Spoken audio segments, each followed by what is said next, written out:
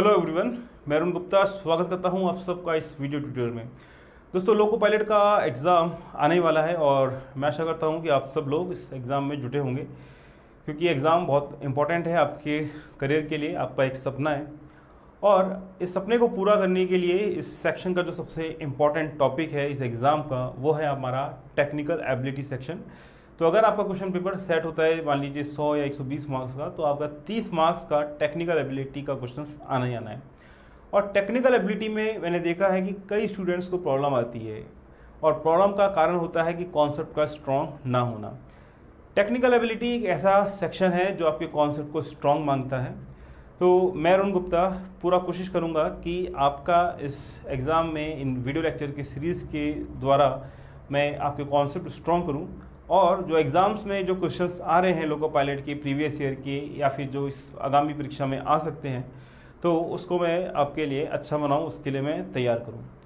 तो दोस्तों, हमसे जुड़ने के लिए आप जो अगर मुझे पहली बार सुन रहे हैं और हमारे व्हाट्सएप ग्रुप में या फिर हमारे संस्था से नहीं जुड़े हुए, तो उनको करना ये है कि उनको अपना नाम और अपना एग्ज़ाम का नाम और अपना सिटी, मतलब जैसे आपका नाम मान लीजिए अरुण है और आपका सिटी है मान लीजिए जोधपुर और आपका एग्ज़ाम है लोको पायलट, तो इसको आप हमारे व्हाट्सएप नंबर पे भेज दीजिए 8003378523, जिससे कि इससे रिलेटेड जितनी भी इंफॉर्मेशन है मैं आपको दे पाऊँ। और हमारी वेबसाइट है theory2practical.com और ये है हमारी ईमेल आईडी theory2practical@gmail.com। आइए दोस्तों, टेक्निकल सेक्शन में आज जो हम सेक्शन टच करेंगे वो है इलेक्ट्रिकल इंजीनियरिंग का। और इलेक्ट्रिकल इंजीनियरिंग में भी जो हम आज टॉपिक करेंगे वो है हमारा बेसिक इलेक्ट्रिकल इंजीनियरिंग का, और इससे आपके एग्ज़ाम में काफ़ी सवाल आते हैं। तो इसमें जो एक प्रकार के सवाल आते हैं, सबसे पहले मैं उनको लूँगा। सबसे पहले मैं चलता हूँ रेजिस्टेंस इन सीरीज़ का कॉन्सेप्ट समझाते हुए, फिर रेजिस्टेंस इन पैरेलल के कॉन्सेप्ट आपको समझाऊंगा। तो आइए जानते हैं, पढ़ते हैं रेजिस्टेंस एंड सीरीज़ पे हम लोग चर्चा करते हैं और इस पे आए क्वेश्चंस को देखते हैं। तो आपने सुना होगा resistance in series and resistance in parallel. तो बहुत सारे स्टूडेंट इसका फॉर्मूला जानते हैं, तो हम भी समझेंगे इसका फॉर्मूला ऐसा है तो ऐसा क्यों है, तो पीछे कॉन्सेप्ट क्या है, और फिर हम कुछ सवालों को लेंगे। तो देखिए दोस्तों, मान लीजिए मैं ये V वोल्टेज यहाँ पे अप्लाई कर रहा हूँ और मेरे सर्किट में रेजिस्टेंस है। सपोज कीजिए एक रेजिस्टेंस है R1, एक रेजिस्टेंस है R2, एक रेजिस्टेंस है R3, और ऐसे से करते करते एक रेजिस्टेंस है मेरा Rn। तो मतलब R1 से लेके Rn रेजिस्टेंस है, ठीक है। और ये मेरी बैटरी है, ये प्लस है ये माइनस है, और मैं इस टाइप से कनेक्ट करता हूँ। तो एक बात आती है इक्विवेलेंट रेजिस्टेंस की, ठीक है। मतलब इस पार्ट का समतुल्य रेजिस्टेंस क्या है। अगर इस सारे रेजिस्टेंस को रिप्लेस करना है मुझे एक रेजिस्टेंस से, तो उस रेजिस्टेंस की वैल्यू क्या होगी, और उसको हम बोलते हैं इक्विवेलेंट रेजिस्टेंस, यानी कि समतुल्य उसका रेजिस्टेंस क्या है, ठीक है। अब देखिए resistance in series, resistance in series and resistance in parallel का क्या मतलब होता है। देखिए, अगर एक रेजिस्टेंस के एक एंड से हम दूसरे रेजिस्टेंस के एंड को जोड़ रहे हैं और उसके दूसरे एंड से हम तीसरे रेजिस्टेंस के पहले पॉइंट को जोड़ रहे हैं, तो ये जो होता है इस प्रकार के जोड़ने को हम बोलते हैं resistance R added in series. और अगर मैं इस प्रकार से जोड़ूं कि सब रेजिस्टेंस के जो एंड पॉइंट है वो आपस में मिले हुए हैं, जैसे कि आपका ये हो गया, तो इसको मैं बोलूँगा resistance R added in parallel, ठीक है। तो सपोज कीजिए यहाँ पे R1 रेजिस्टेंस है, या R2 रेजिस्टेंस है, या R3 रेजिस्टेंस है, और ऐसे करते करते करते करते ये है हमारा Rn रेजिस्टेंस। और यहाँ पे मैंने अगर वोल्टेज अप्लाई की है V, ठीक है, और मुझको ये बताना है कि अगर इस पूरे पार्ट को मैं हटा के एक कौन सा रेजिस्टेंस लगा सकता हूँ, तो वो है इक्विवेलेंट रेजिस्टेंस। और ऐसे ही यहाँ पे इस पूरे पार्ट को हटा के मैं कौन सा रेजिस्टेंस लगा सकता हूँ, दैट इज आर इक्विवेलेंट क्या होगा। तो हमने ये सब समझ लिया, अब हम समझेंगे इक्विवेलेंट रेजिस्टेंस की वैल्यू क्या होगी। आइए समझते हैं हम अब equivalent resistance for in case of resistance if they are added in series. अगर श्रेणी क्रम में जुड़ते हैं तो आर इक्विवेलेंट और R1 R2 की जो वैल्यू है, रिलेशन है, वो क्या होगी। तो जैसा आप जानते हैं, तो अगर ये सीरीज में लगते हैं तो आर इक्विवेलेंट होगा R1 plus R2 plus R3 plus करते करते आपका Rn। ये मैं बात कर रहा हूँ सीरीज की, ध्यान रखिएगा इस बात को। यहाँ पे मैं एक नोट और दे रहा हूँ आपको, कैपेसिटर में जस्ट उल्टा होता है रजिस्टर के, और इंडक्टर में और रेजिस्टेंस में सेम होता है। मतलब कि R और L में फॉर्मूला सेम होता है और C में फॉर्मूला जो है वो अपोजिट होता है। तो R इक्विवेलेंट रेजिस्टेंस जो होगा इस पूरे सर्किट का वो होगा R1 plus R2 plus R3 से लेके Rn, मतलब श्रेणी क्रम में वो ऐड हो जाएंगे। आइए बात करते हैं, अगर ये पैरेलल में जुड़े होंगे ये रेजिस्टेंस तो अक्रॉस वोल्टेज V के, तो इसकी जो वैल्यू हो जाएगी दोस्तों वो क्या हो जाएगी, 1 डिवाइडेड बाय R इक्विवेलेंट जो है बराबर किसके होगा, 1 divided bye R1 plus 1 divided bye R2 plus 1 divided bye R3 से लेके आपका 1 डिवाइडेड बाय Rn। तो ये केस मैंने बताया है आपका पैरेलल का। समानांतर अगर जुड़ा होगा तो ये फॉर्मूला होगा, और अगर सीरीज में जुड़ा होगा तो ये फॉर्मूला होगा। अब आप सोच रहे होंगे कि ऐसा क्यों है, क्या है, तो बस ज़्यादा समय नहीं लेते हुए इसका कॉन्सेप्ट मैं आपको बता देता हूँ।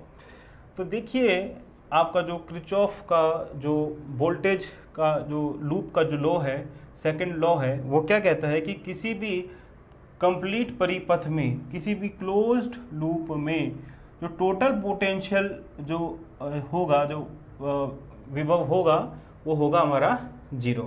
तो मान लीजिए यहाँ पे करंट बह रहा है I, तो क्योंकि ये करंट सीरीज में है, ये सारे रेजिस्टेंस सीरीज में जुड़े हुए हैं, तो इस रेजिस्टेंस में भी करंट कितना जाएगा दोस्तों, I, यहाँ पे भी I, यहाँ पर भी I, यहाँ पे भी I जाएगा। ठीक है, तो देखिए यहाँ से मैं चलता हूँ, इस लूप को आप कंसिडर कीजिए इस प्रकार से।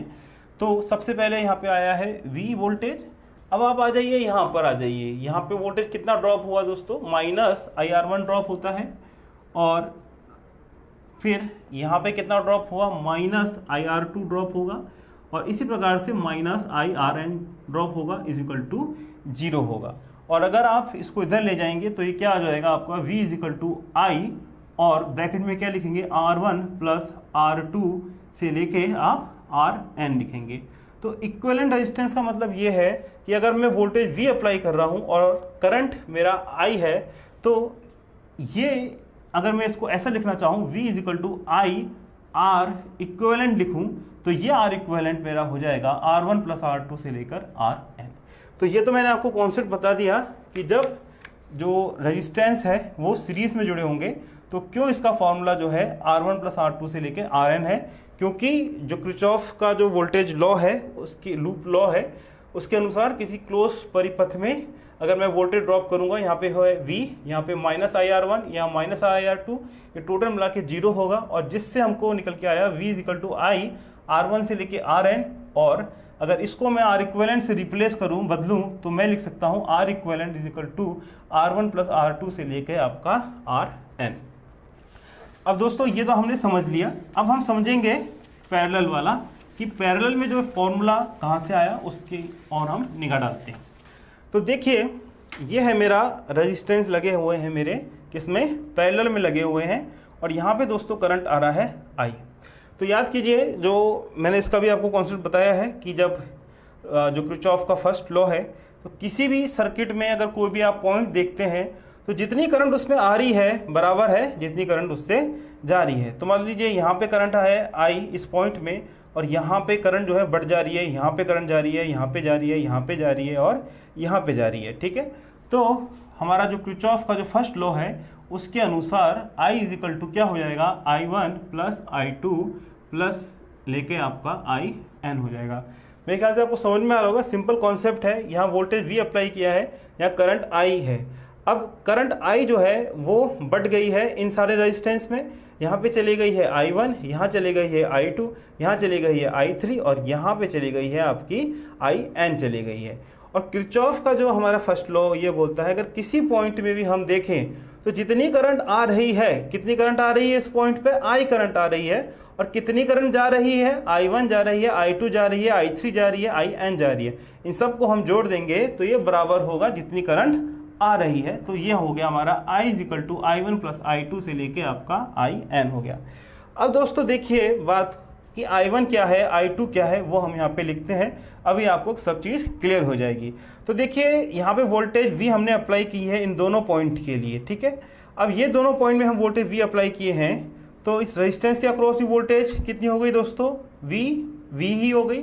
R2 के अक्रॉस भी V हो गई, R3 के अक्रॉस भी V हो गई और Rn के अक्रॉस भी V हो गई, क्योंकि ये सारे पॉइंट आपस में कनेक्ट है। तो जो सारे पॉइंट आपस में कनेक्ट रहेंगे तो उसका सेम पोटेंशियल होगा। ऐसे ही इधर भी आप देखिए ये सारे पॉइंट आपस में कनेक्टेड है, तो इसके बीच जो पोटेंशियल ड्रॉप है बराबर है जो यहाँ पे जो दे रखा है पोटेंशियल जो हमने बैटरी लगाई है वो V। तो अब देखिए दोस्तों इस R1 में कितना करंट जा रहा है, I1, और वोल्टेज इस पे कितनी है, V है, और ये है R1। तो किरचॉफ लॉ ओम्स लॉ से हमने क्या पढ़ा था, V = क्या होता है, IR होता है, V = IR होता है, ठीक है। अब आप देखिए इस पहले रेजिस्टेंस R1 को देखिए, इसमें करंट है I1, तो देखिए I कितना हो जाएगा आपका V/R हो जाएगा, ठीक है। अब आप देखिए आप I1 को लिखेंगे, क्या लिखेंगे आप इसको लिखेंगे V/R1।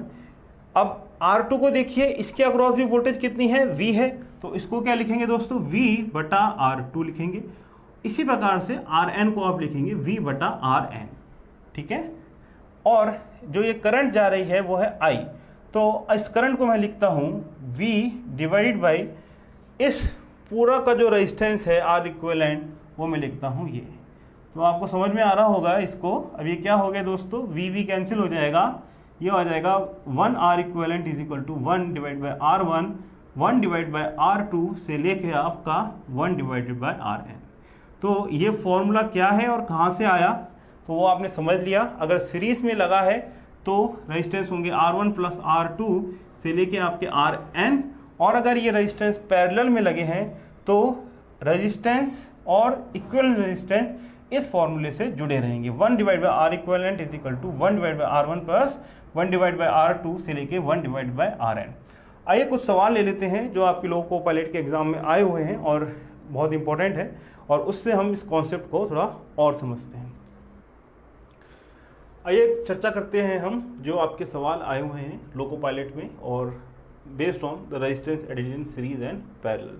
समानांतर और श्रेणी क्रम में अगर रेजिस्टेंस को जोड़ा जाता है तो उसका क्या प्रभाव पड़ता है, तो उस पर बेस्ड जो प्रश्न है उनको देखते हैं। तो पहला जो हमारा सवाल है दोस्तों, इसको देखिए।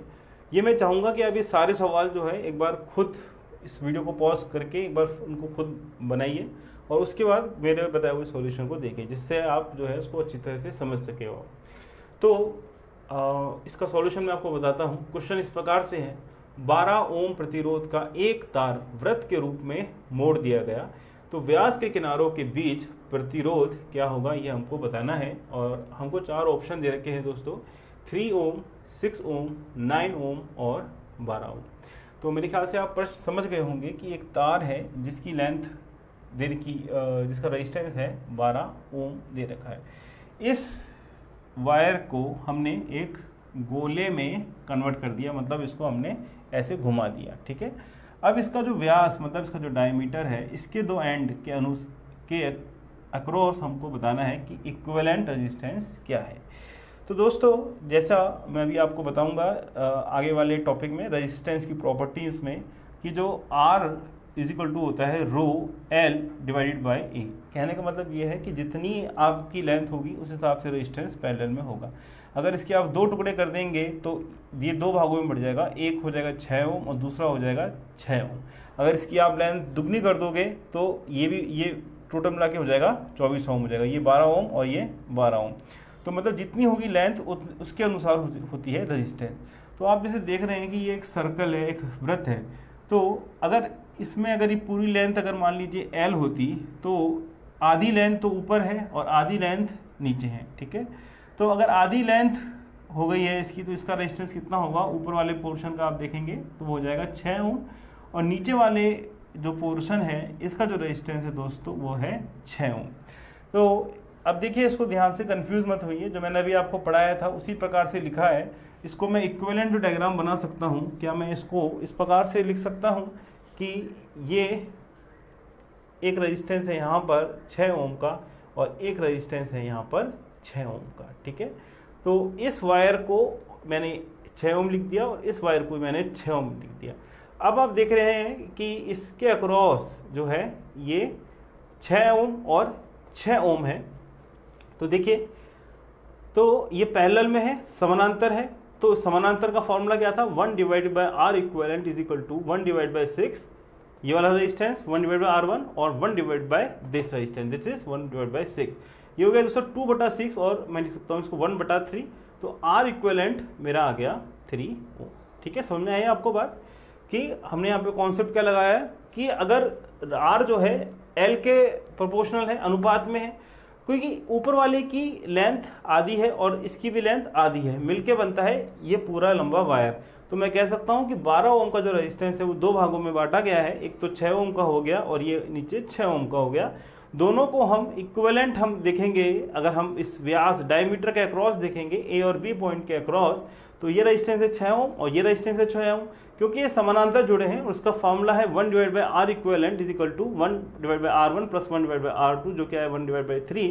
तो आप लिख सकते हैं R equivalent is equal to 3 ohm. तो इसमें जो मेरा उत्तर है ऑप्शन ए। इसमें इस प्रश्न में मैं आपको एक और सवाल देता हूं और इसका जो उत्तर है मैं देखता हूं कौन कौन स्टूडेंट्स इसका कमेंट बॉक्स में इसका आंसर देता है। तो अब की बार मैंने ये चेंज किया, मान लीजिए आपके एग्जाम में ये चेंज आ जाता है कि ये जो वायर है इसको मैंने एक वृत्त में बदला है और अब की बार मैं इसके टॉप ये वाला पॉइंट और एक ये वाले पॉइंट के अक्रॉस, मतलब ए और बी के अक्रॉस मैं इसकी रेजिस्टेंस मेजर करना चाहता हूँ। तो इसका जो उत्तर है आप कमेंट बॉक्स में लिखिए, अगर सही होता है तो मैं आपको बता सकता हूँ। तो इसको आप कर लीजिए, ये मैं आपको होमवर्क दे रहा हूँ, ठीक है, कि ये आपका सर्कल है पूरा और इसकी ये वाला पॉइंट और ये वाला पॉइंट में ए और बी के अक्रॉस आपको रेजिस्टेंस बताना है, तो आप बताइएगा। आइए बढ़ते हैं हम हमारे सेकंड क्वेश्चन की ओर और इसमें ये दे रखा है कि आपको 1 ओम के 3 प्रतिरोध दिए गए हैं, इनके संयोजन से न्यूनतम प्रतिरोध होगा और हमको 4 विकल्प दे रखे हैं। देखिए, रेजिस्टेंस अगर हम सीरीज में लगाएंगे तो आपस में जुड़ेंगे, मतलब ज़्यादा होंगे, और अगर सीरीज रेजिस्टेंस को हम पैरेलल में लगाएंगे, समानांतर लगाएंगे, तो रेजिस्टेंस की जो कुल वैल्यू है वो कम होंगी। तो अगर 3 रेजिस्टेंस में अगर लगाता हूँ पैरेलल में, क्योंकि मुझको न्यूनतम की बात की गई है, कम की बात की गई है, और रेजिस्टेंस यहाँ पे 1 ओम, तो मैं क्या लिखूंगा 1 divided by R equivalent 1 divide by R ohm, मतलब 1 ओम प्लस 1 ओम प्लस 1 ओम।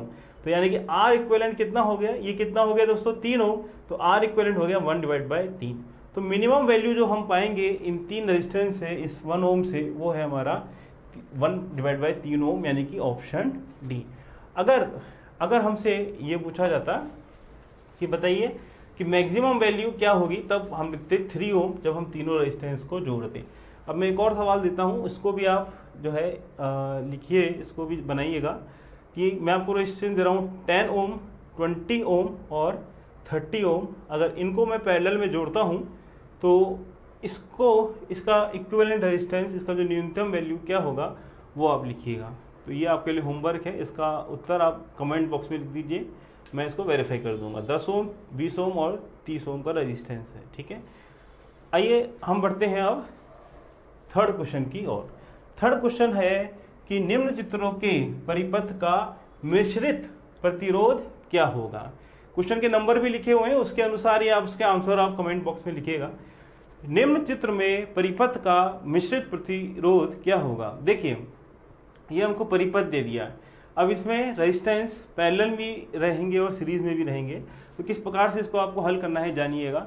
यहाँ पे देखिए, इस पॉइंट ए और बी के अक्रॉस हमको रेजिस्टेंस निकालना है। तो ये देखिए 6 ओम और 6 ओम पैरेलल में लगा है, समानांतर लगा है, तो इसकी वैल्यू क्या होगी दोस्तों 3 ओम। कैसे, 1 डिवाइड बाई 6 और 1 डिवाइड बाई 6 को आप जोड़ेंगे, 2 divide by 6 is equal to 1 divide by 3 होगा। अब इसका रेसिप्रोकल लेंगे, उसको उल्टा करेंगे, क्योंकि ये हमारी वैल्यू आई है 1 डिवाइड बाई आर इक्विवेलेंट की। तो ये जो रेजिस्टेंस है इसको मैं लिख दूंगा 3 ओम से लिख सकता हूँ, ठीक है। अब आप देखिए ये वाला पॉइंट देखिए, सी और बी के अक्रॉस आप रेजिस्टेंस देखिएगा, तो 8 ओम, 12 ओम और 24 ओम जो है हमारे समानांतर लगे हैं। तो हम इसको क्या लिखेंगे दोस्तों, इसको हम लिखेंगे 1 divided by 8 plus 1 divided bye 12 plus 1 divided bye 24 लिखेंगे। अब 24 का हम लेंगे एलसीएम, ये आ जाएगा 3, ये हो जाएगा 2, ये हो जाएगा 1, ये हो जाएगा 6। 6/24 कितना होता है दोस्तों? 1/4 होता है। ये हमारा आया है 1 आर इक्विवेलेंट, मतलब आर इक्विवेलेंट जो है वो हो गया हमारा 4 ओम। मतलब सी से लेके बी का जो रेजिस्टेंस है वो हो गया क्या दोस्तों हमारा 4 ओम। तो ये 3 ओम का रेजिस्टेंस और 4 ओम का रेजिस्टेंस सीरीज में लगा है, तो टोटल रेजिस्टेंस कितना हो जाएगा? अब ये जुड़ जाएंगे, R1 प्लस R2 हो जाएंगे। ये रेजिस्टेंस है R1, ये रेजिस्टेंस है R2, टोटल रेजिस्टेंस है R1 और R2। R1 है 3 ओम, R2 है 4 ओम, तो ये हमारा आ गया 7 ओम। देखिए विकल्प में कौन सा है उत्तर? विकल्प में है आंसर यहाँ पे 7 ओम। अब मैं यहाँ पे आपको एक और एक्सरसाइज देता हूँ इसमें, और देखता हूँ जो होमवर्क है थर्ड क्वेश्चन के लिए उसको आप कैसे हल करते हैं। इसमें मैं आपको ये दे रहा हूँ कि मान लीजिए यहाँ पे मैं एक और रेजिस्टेंस लगा रहा हूँ, और अब की बार मैं रेजिस्टेंस लगा देता हूँ यहाँ पे 12 ओम का रेजिस्टेंस लगा देता हूँ। ठीक है, हमें लगाया नहीं है इसमें थर्ड वाले में, और एक जो मैं होमवर्क दे रहा हूँ आपको इसमें मैं 12 ओम का रेजिस्टेंस जो है पैरेलल में एक और लगा देता हूँ। अब आप बताइएगा कि इस परिपथ का जो मिश्रित प्रतिरोध क्या होगा, और इसका उत्तर भी आप जो है कमेंट बॉक्स में वेरीफाई कर सकते हैं। आइए अब बढ़ते हैं अगले क्वेश्चन की ओर। ये भी बहुत ही सिंपल क्वेश्चन है। क्वेश्चन है कि 8 ओम, 12 ओम, 24 ओम की 3 प्रतिरोधों को 12 वोल्ट की सप्लाई पर समानांतर जोड़ा जाता है, तो परिपथ का कुल प्रतिरोध क्या होगा? इसमें दोस्तों एक कॉन्सेप्ट समझिए, फालतू में यहाँ पे वोल्टेज दे दिया गया है, और वोल्टेज से इसका कोई संबंध नहीं है, क्योंकि आर रेजिस्टेंस हमको निकालना है, रेजिस्टेंस की वैल्यू दे रखी है, और क्योंकि समानांतर दे रखा है तो 1 आर इक्विवेलेंट आप क्या लिखेंगे? 1 divided bye 8 plus 1 divided bye 12 plus 1 divided bye 24। 24 का लीजिए एलसीएम, ये हो गया 3, ये हो गया 2, ये हो गया 1, ये हो गया 6/24, यानी कि 1/4, यानी कि आर इक्विवेलेंट मेरा हो गया 4 ओम, जो कि है मेरा ऑप्शन सी। आइए अब मैं आपको एक और कॉन्सेप्ट की ओर ले जाता हूँ। Resistance in series and parallel मैंने आपको बता दिया। अब मैं बताऊँगा कि अगर जो बल्ब है जिसकी पावर रेटिंग है सपोज कीजिए P1, P2, P3, अगर वो सीरीज में जुड़ता है तो क्या होगा, अगर वो पैरेलल में जुड़ता है तो इक्विवेलेंट वैल्यू क्या होगी। और इस टाइप के क्वेश्चंस भी आपके एग्जाम में आते हैं, तो यहाँ पे हम जो एग्जाम के आए क्वेश्चंस भी समझेंगे, और सबसे पहले हम समझेंगे कॉन्सेप्ट। तो दोस्तों पहली बात तो ये समझ जाइए कि अगर मान लीजिए बल्ब हमको दे रखे हैं पैरेलल में, तो मान लीजिए एक बल्ब है और दूसरा बल्ब है और तीसरा मेरा बल्ब है और चौथा बल्ब है, ये मैंने सीरीज़ में इस प्रकार से जोड़ दिया, और जिनकी पावर मुझको दे रखी है, वोल्टेज भी मैंने अप्लाई की है, और ये पावर है P1, ये पावर है P2, ये पावर है P3, और इस प्रकार से पावर है Pn। तो इसमें इक्विवेलेंट वोल्टेज अगर एक बल्ब मैं बोलूँ रिप्लेस करूँ जिसकी पावर सेम हो, तो उसकी वैल्यू क्या होगी, या इस टोटल की जो पावर क्या होगी वो हमसे पूछी जाए, तो हम क्या बताएंगे दोस्तों? बताइए, P इक्विवेलेंट क्या होगा? P इक्विवेलेंट होगा 1 divided P equivalent is equal to 1 divided by P1 plus 1 divide by P2 से लेकर आपका 1 डिवाइड बाय Pn होगा। सीरीज में ये देखिए उल्टा हो रहा है, ठीक है, बिल्कुल कैपेसिटर की तरह हो रहा है, मतलब कि रजिस्टर और L तो एक साथ है, और आपका पावर और आपका कैपेसिटर का एक साथ है। ठीक है, PC को याद कर लीजिए, RL को याद कर लीजिए। अब देखिए अगर ये पैरेलल में जुड़ा होगा तो क्या होगा? अगर मान लीजिए एक बल्ब ये है, दूसरा बल्ब ये है, इस प्रकार से एक और बल्ब ये है, एक और बल्ब ये है, अगर मैं इनको पैरेलल में जोड़ दूं, मतलब सबके टर्मिनल को मैं बाहर निकालूं ऐसे, और एक तो मैं जोड़ दूं इनको ऐसे, और एक उनको जोड़ दूं ऐसे, और यहाँ पे मैं वोल्टेज अप्लाई करूँ V, और अगर ये जो है, अगर इसकी पावर है P1 और इसकी पावर है P2, इसकी पावर है P3 और इसकी पावर है Pn, तो जो इक्विवेलेंट पावर होगी दोस्तों वो कैसे जुड़ी होगी? P1 प्लस P2 से लेके Pn। ठीक है, ये तो आपने समझा कि ऐसा होता है। अब हम समझेंगे ऐसा क्यों होता है, और फिर हम समझेंगे एग्जाम में आए सवालों को। तो देखिए ऐसा क्यों होता है, पहले वो समझ लीजिए। आपने अगर कोई बल्ब खरीदा होगा जो आता है मार्केट में, अब तो बिकने बंद हो गए हैं, कम हो गए हैं बहुत, इनकैंडेसेंट बल्ब जिसको बोलते हैं, लट्टू भी बोलते हैं जिसको, तो आप देखिएगा उसकी कांच पे ऊपर की सतह पे एक चीज़ लिखी होती है। क्या लिखी रहती है दोस्तों? आप देखेंगे लिखा है 100 वाट, और साथ में कुछ वोल्टेज भी लिखी रहती है, जैसे कि 220 वोल्टेज लिखी रहती है। तो इसका क्या मतलब होता है वो समझिए। इसका ये मतलब होता है कि अगर मैं 220 वोल्ट दूंगा तो ये 100 वाट पावर खाएगा। ठीक है, इस पॉइंट से एक इंपॉर्टेंट बात जो निकल के आती है वो निकल के ये आती है कि आप जानते हैं कि power is equal to V into I होता है, और आई क्या होता है दोस्तों, वी बटा आर। तो इसको मैं लिखता हूँ V square divided by R लिखता हूँ। समझ में आ रही है आपको बात, V square divided by R लिखता हूँ। ठीक है, तो पावर अगर वोल्टेज कांस्टेंट है तो आर के प्रोपोर्शनल है, तो आर इज इक्वल टू क्या है मेरा, V square divided by P है। आर मेरा क्या है, V square divided by P है। ठीक है, ये बात आपको समझ में आ रही है। ठीक है, तो आप इससे एक बार ये समझिए, अगर आपसे मैं ये पूछूं कि 100 वाट का रेजिस्टेंस है, 100 वाट का बल्ब है, ठीक है, और एक मेरे पास में 200 वाट का बल्ब है, और एक मेरे पास में 50 वाट का बल्ब है। अब इनके रेजिस्टेंस, इसका रेजिस्टेंस है R1, इसका रेजिस्टेंस है R2 और इसका रेजिस्टेंस है R3। और अगर आपका एग्जाम में क्वेश्चन आता है कि बताइए इन रेजिस्टेंस को सीरीज में, मतलब आप लिखिए असेंडिंग ऑर्डर या डिक्रीजिंग ऑर्डर में लिखिए, बढ़ते क्रम या घटते क्रम में लिखिए। तो अगर मैं आपसे पूछूं R1 R2 R3 होगा या R1 R2 R3 होगा, ये मैंने आपसे प्रश्न किया है, इसका जवाब बताइए। जी हाँ, कितने बच्चों का जो आंसर है वो है ये आंसर सही है। क्यों? क्योंकि देखिए R is equal to V square बटा पी है। वी स्क्वायर मतलब इस कांस्टेंट वोल्टेज में 220 वोल्टेज में ये 50 वाट है, ये 100 वाट है, ये 200 वाट है। तो आप यहाँ पे क्या देख रहे हैं, ये इन्वर्सली प्रोपोर्शनल है, मतलब यहाँ पे आप 50 से डिवाइड कर रहे हैं, यहाँ आप 100 से डिवाइड करेंगे और यहाँ पे आप 200 से डिवाइड करेंगे तो आपकी रेजिस्टेंस उस हिसाब से हो जाएगी। तो क्योंकि यहाँ पे 50 से डिवाइड हो रहा है, कम वैल्यू से डिवाइड हो रहा है, तो रेजिस्टेंस की वैल्यू ज़्यादा जाएगी। तो R1 की वैल्यू ज़्यादा होगी, R2 की वैल्यू उसके बाद और R3 की वैल्यू उसके बाद। ये तो आपको मैंने कॉन्सेप्ट बताया कि अगर इस प्रकार का क्वेश्चन आता है तो आपका जवाब ये होगा। आइए हम मेन अपने जो चल रहा था अपना क्लास में वो समझते हैं। तो power is equal to V square बटा आर है। ठीक है, अब ये जो उन्होंने दे रखी है, आप इस वाले सर्किट पे आइए। अब तो मेरे ख्याल से आप क्लियर हो गए होंगे अब मैं क्या कहना चाह रहा हूँ। तो वो P1 जो बता रहा है वो ऐसे बताएगा एग्जाम में क्वेश्चन कि एक बल्ब है जिसकी पावर ऐसे लिखी गई है कि 220 वोल्ट एंड 100 वाट, या फिर P2 जो है वो 220 वोल्ट एंड 80 वाट। ठीक है, तो उस वोल्टेज में ये वोल्टेज हमको दे रखी है। तो देखिए, आप सीरीज की बात हम करें, पहले सीरीज की हम बात करें तो सीरीज में हमने क्या पढ़ा था दोस्तों, सीरीज में हमने पढ़ा था R equivalent is equal to R1 plus R2 plus से लेके RN होता है। अब यहाँ पे आप ये देखिए, यहाँ पे आइए, R इक्विवेलेंट को इससे आप कन्वर्ट कर दीजिए, V square divide by P equivalent लिखेंगे। ये आप R1 की जगह क्या लिखेंगे, we square divide by P1 लिखेंगे। ये क्या लिखेंगे, we square divide by P2 लिखेंगे। और ये क्या लिखेंगे आप, V square divide by Pn लिखेंगे। और वी स्क्वायर कैंसिल हो जाएगा तो मेरे पास में क्या बच जाएगा, 1 divide by P equivalent is equal to 1 divide by P1 plus 1 divide by P2 से लेके आपका 1 डिवाइड बाई Pn। तो ये कॉन्सेप्ट आपको समझ में आ रहा है।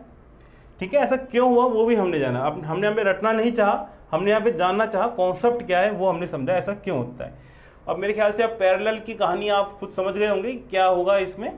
हाँ जी, पैरेलल में देखिए, पैरेलल में आप समझते हैं कि 1 divide by R equivalent is equal to 1 divide by R1 plus 1 divide by R2 से लेके 1 डिवाइड बाय Rn। अब देखिए 1 divide by R equivalent, R is equal to V square बटा P है, तो 1 डिवाइड बाय R कितना हो जाएगा दोस्तों, P divide by V square हो जाएगा।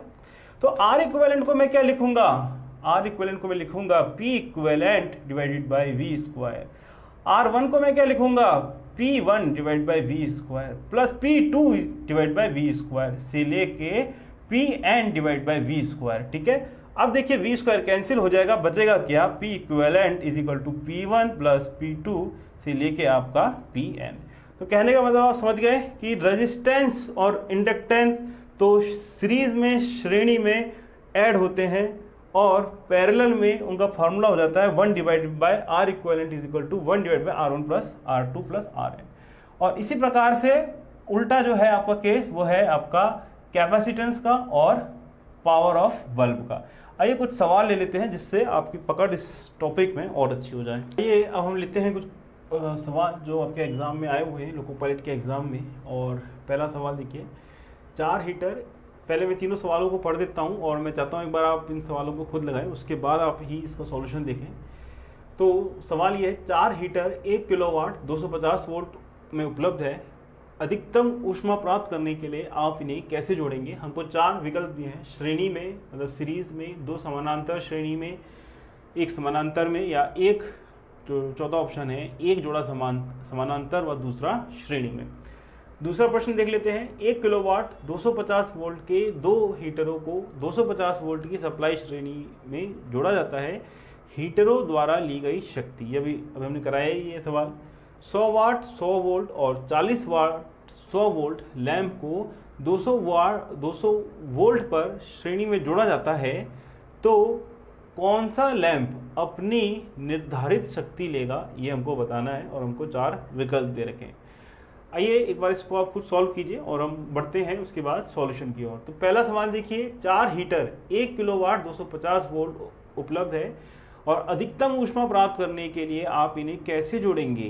तो आपने जैसे पढ़ा है, अभी मैंने आपको बताया कि इक्विवेलेंट रेजिस्टेंस अगर पैरेलल में होता है तो वो जुड़ जाते हैं, P1 plus P2 plus Pn हो जाते हैं। उल्टी अगर हम उनको पैरेलल में जोड़ेंगे या 2 को पैरेलल में जोड़ेंगे तो उनका इक्विवेलेंट पावर और कम हो जाएगा। तो अगर हमको ज़्यादा वाट चाहिए है, अगर हमको ज़्यादा वाट चाहिए है तो हम इनको पैरेलल में जोड़ेंगे, ठीक है। और पैरेलल में हम जोड़ेंगे तो बताइए इसकी टोटल वैल्यू कितनी हो जाएगी, आपकी 1 किलोवाट का है ये, तो ये हो जाएगी आपकी टोटल 4 किलोवाट, इसमें टोटल पावर हो जाएगी, ठीक है। तो इसका जो सही ऑप्शन है वो है हमारा ऑप्शन सी। तो दोस्तों ये तो है हमारा पार्ट 1 तक, इस पार्ट को हम यहाँ पर सीमित करते हैं और पार्ट 2 में हम इसके बाकी ये क्वेश्चंस और हम लोग बाकी वीडियोस, बाकी टॉपिक्स हम लोग कवर करेंगे। नेक्स्ट हम लेंगे कैपेसिटर का, लेंगे कैपेसिटर सीरीज में, पैरेलल में और एग्जाम में आए क्वेश्चंस पे। तो जिन स्टूडेंट्स ने इस हमारा कोर्स में इन्होंने ऐड हुए हैं, हमारा रजिस्टर कराया है टेक्निकल एबिलिटी के इस पूरे लोको पायलट कोर्स के लिए, तो वो वेबसाइट में हमने इसको अपलोड कर दिया है, तो वहाँ से वो डाउनलोड कर सकते हैं। और जिन स्टूडेंट्स ने अभी तक रजिस्ट्रेशन नहीं कराया है तो वो जल्दी से जल्दी रजिस्ट्रेशन करा लीजिए, क्योंकि ये बहुत ही अच्छा कोर्स है। और टेक्निकल एबिलिटी तो 30 मार्क्स का है आपका, अगर आप इसको करके जाते हैं इस पूरे कोर्स को, जिसमें हम इंपॉर्टेंट क्वेश्चंस लेने वाले हैं, टेस्ट सीरीज लेने वाले हैं, पूरा कोर्स कवर करने वाले हैं, तो आपकी एग्ज़ाम में परफॉर्मेंस बहुत बूस्ट होने वाली है, बहुत ही अच्छी होने वाली है। तो ज़रूर इस कोर्स को ज्वाइन कीजिए। और भी बाकी मैं कुछ पार्ट्स जो है फ्री पार्ट्स में इसमें ऐड करता रहूँगा, तो जिससे आपको और नॉलेज बढ़ती जाएगी और एग्ज़ाम में क्वेश्चंस का आइडिया मिलता जाएगा।